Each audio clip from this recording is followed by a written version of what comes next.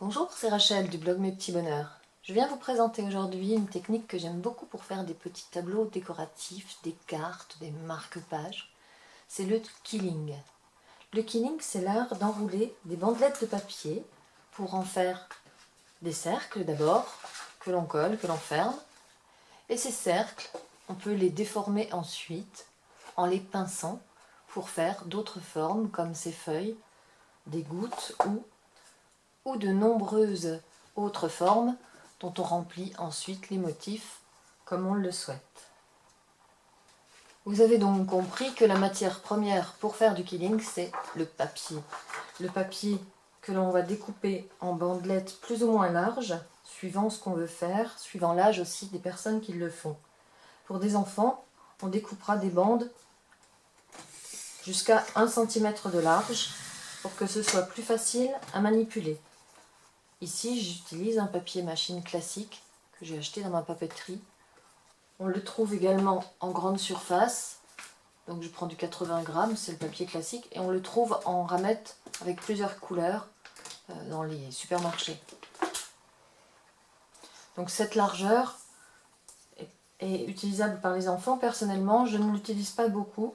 Je préfère utiliser des bandelettes plus étroites, comme ici, vous voyez peut-être que c'est assez étroit. Je pense que ce sont des 5 mm, celle-ci. Et pour du travail très fin, j'utilise des bandelettes en 3 mm seulement d'épaisseur.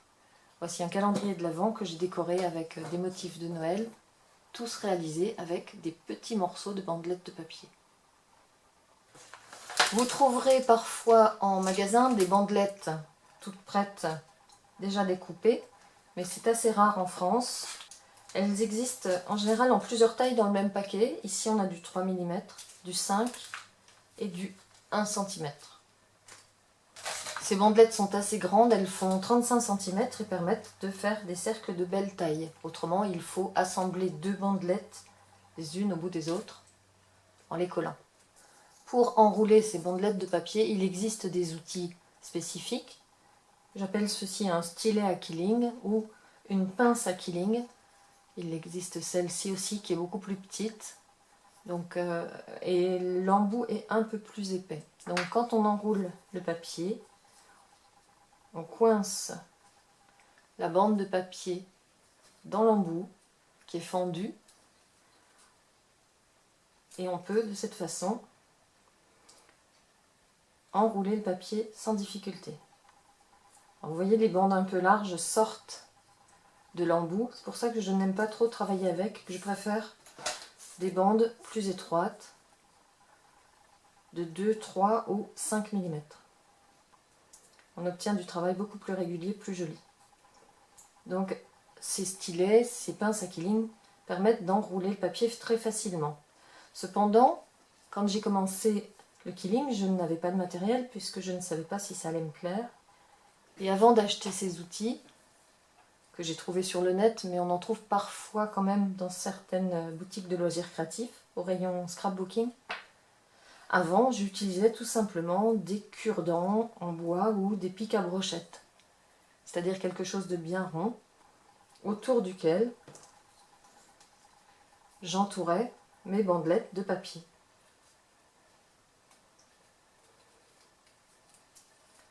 Alors évidemment, c'est un petit peu moins pratique, mais ça permet quand même d'avancer et de réaliser des cercles également. Là, je l'ai lâché, voilà. Et vous voyez que le centre est assez large puisque je l'ai fait sur ceci. Alors on peut essayer de fendre le bout de son pic à brochette ou de trouver un autre outil si on n'a pas ces pinces à quilling. Mais ça, j'avoue que c'est ça le plus pratique. Donc, du papier, une pince à quilling pour le tourner, et il faudra de la colle, colle vinylique, colle blanche, ou même un stick de colle au début pourra convenir, mais l'avantage de la colle vinylique, c'est qu'elle s'applique au pinceau et que c'est facile à manipuler. Donc pour le quilling, le papier et la colle sont vraiment les basiques nécessaires. le papier déjà acheté ou le papier découpé vous-même. Le stylet à quilling est bien pratique, mais vous pourrez ajouter également une feuille de plastique, une pochette quelconque, peu importe, tout simplement pour protéger votre plan de travail parce que la colle ne colle pas au plastique. Et vous pourrez ainsi coller vos cercles, les mettre en forme sans salir votre plan de travail et surtout sans coller vos formes à votre plan de travail. Un autre outil bien pratique, c'est le trace-cercle. Le trace-cercle, on le trouve au rayon papeterie de n'importe quel supermarché normalement, ou hypermarché. Et c'est utile pour calibrer les cercles, pour faire des cercles de même taille. Quand on veut faire par exemple les feuilles d'une fleur ou les pétales. C'est donc utile pour faire par exemple des petits motifs qui sont répétés pour créer ensuite un dessin. Comme pour cette couronne où il y avait besoin de 8 feuilles de même taille, ou pour cette fleur, etc. Pour calibrer un cercle, on roule une bandelette de papier. Donc on l'enfile sur la pince et on maintient simplement l'extrémité pour que la bandelette ne sorte pas de la pince, mais on ne tire pas dessus, on la laisse s'enrouler souplement. Et ensuite, cette bandelette, on la laisse se dérouler dans le cercle qu'on a choisi. Donc par exemple, je vais la mettre dans celui-ci. Je pose ma bandelette dedans, je la maintiens du bout du doigt parce que quand elle se déroule, elle a tendance à sauter.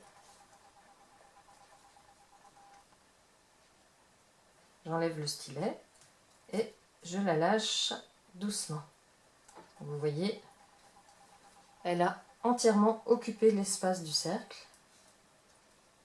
Et je peux donc la coller pour la bloquer. Donc pour la coller, tout simplement, je vais glisser mon pinceau sous l'extrémité et remettre l'extrémité en place dans le cercle. Et je laisse sécher. J'ai travaillé sur ma feuille plastique de cette façon. Il n'y aura pas de colle sur mon plan de travail. Si je veux faire tout de suite un autre cercle de 15 mm, l'idéal bien sûr est d'avoir un autre trace-cercle. Moi j'en ai 3, ce qui me permet de travailler plus vite. Autrement il faut attendre que ce cercle soit sec pour réutiliser l'espace. Une fois qu'un cercle est sec, on peut le déformer en appuyant où on veut. Par exemple, ici, j'ai formé un chapeau de sorcière avec un petit cercle de façon très simple. Je vais vous montrer comment faire. Par exemple, avec ce cercle que je pince à un premier endroit.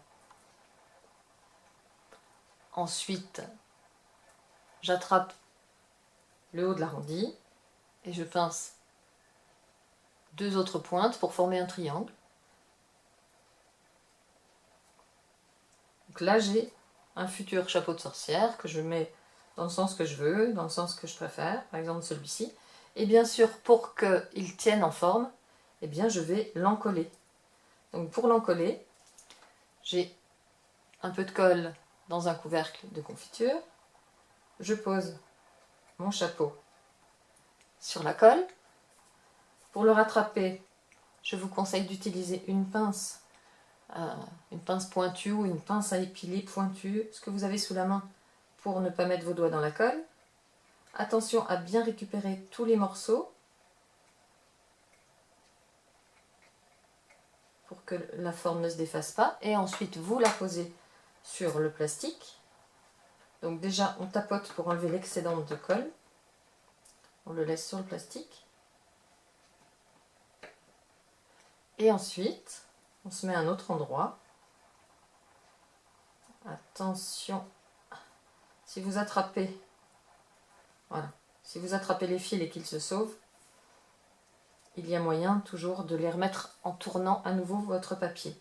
Donc là, maintenant, je vais former le chapeau, tout simplement en pinçant à nouveau le chapeau et en lui donnant sa forme pendant quelques secondes, le temps que la colle prenne. Vous voyez, il n'y a aucun problème, même s'il y a beaucoup de colle sur la feuille.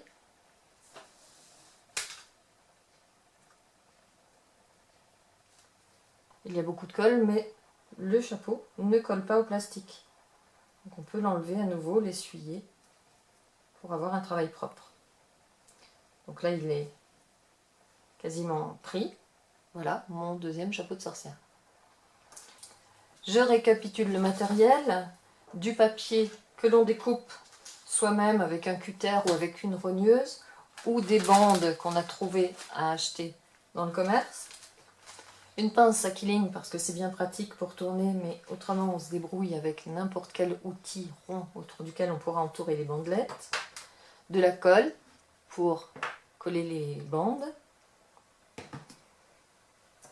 Et éventuellement un trace-cercle pour calibrer les cercles et une pochette plastique pour protéger le plan de travail. Vous avez les bases de ce qui est nécessaire pour faire du quilling.